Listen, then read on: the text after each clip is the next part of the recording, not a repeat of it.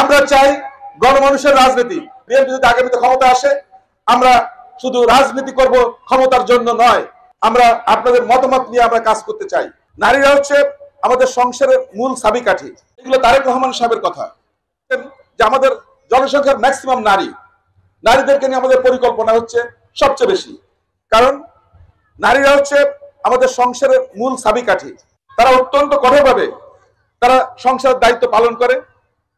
এই জন্য নারীদের জন্য আমাদের একটা ফ্যামিলি কার্ডের ব্যবস্থা থাকবে।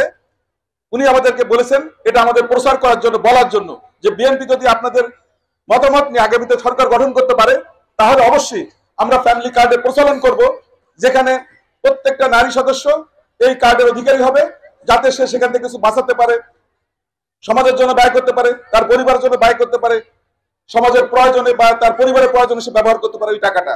এই জন্য উনি নারীদেরকে এই ফ্যামিলি কার্ডের প্রচলনের কথা উনি বারবার বলেছেন। আমাদের দল শুধু পরিকল্পনা বা আমরা নেতা কর্মীদের নিয়ে কথা বলতে চাই না, আমাদের এইগুলো সাধারণ মানুষকে নিয়ে পরিকল্পনা করতে হবে। কারণ শুধু রাজনৈতিক লোক কিন্তু এদেশের মানুষ না, রাজনীতির বাইরেও 18 কোটি মানুষের ভিতর অধিকাংশ মানুষ রাজনীতির বাইরে আছে। সুতরাং ওই মানুষগুলো যেন এই সুযোগ সুবিধাগুলো পায়, ওই মানুষগুলোর কাছে আমাদের বক্তব্য দেওয়া যায়, সেটা সবচেয়ে বড় কথা। তারেক রহমান সাহেব মানুষের ক্ষমতায়ন, নারীর ক্ষমতায়নের ভিতর সব থেকে উনি বেশি গুরুত্ব দিয়েছেন।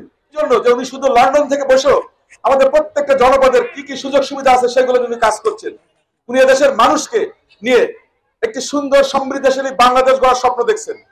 শহীদ প্রেসিডেন্ট জিয়াউর রহমান যেমন 3 বছরে এদেশে খাল খনন কর্মসূচির মাধ্যমে একটা খাদ্য স্বয়ংসম্পূর্ণতা উনি নিয়ে আসছিলেন, ঠিক তেমনি আমাদের প্রিয় নেতা তারেক রহমান উনিও চেষ্টা করছেন এদেশটাকে একটা ভিন্ন উচ্চতায় নিয়ে যাওয়ার জন্য। আর তার জন্য উনি প্রতিদিন 18 ঘন্টা পরিশ্রম করছেন।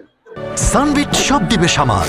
সানবিট ম্যাজিক প্রেস ডিশওয়াশিং এর মাথা ঘোরানো সলিউশন। বিএনপি যদি আগামীতে ক্ষমতা আসে, আমরা শুধু রাজনীতি করব ক্ষমতার জন্য নয়, আমরা আপনাদের মতামত নিয়ে আমরা কাজ করতে চাই।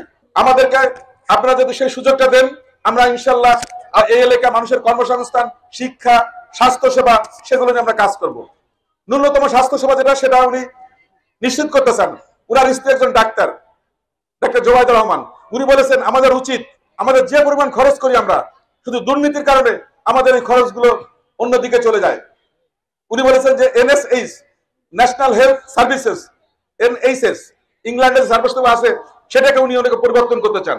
আমরা যাতে দুর্নীতিগুলোকে দমন করতে পারি, আমরা যদি এই ধরনের যে দুর্বৃত্তায়ন এটাকে বন্ধ করতে পারি, তাহলে আমাদের নাগরিক সুযোগ সুবিধা সবকিছু নিশ্চিত করা সম্ভব হবে।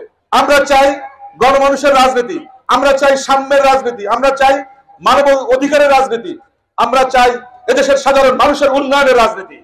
আমাদের পাশেই বঙ্গোপসাগর, আমরা চাই সেই সাগরের বিশালতা নিয়ে কাজ করতে, সাগরের মতো বিশালতা নিয়ে আমরা মানবতার কাজ করতে। আমরা চাই আমাদের পাশে যে সুন্দরবন আছে, এটা যে সবুজ সতেজ, ওই সুন্দরবনের সজীবতা নিয়ে আমরা আগায় নিতে চাই আমাদের জনপদটাকে। আমরা চাই এই জনপদে যে অর্থনৈতিক অঞ্চলগুলো আছে, মোংলা বন্দর, সুন্দরবন, ইপিজেড সহ প্রত্যেকটি অর্থনৈতিক কর্মকাণ্ডকে আমরা এগিয়ে নিতে চাই। এতে আমাদের সন্তানদের কর্মসংস্থান হবে, বেকারত্ব দূর হবে, রাষ্ট্রীয় অর্থনীতি শক্তিশালী হবে।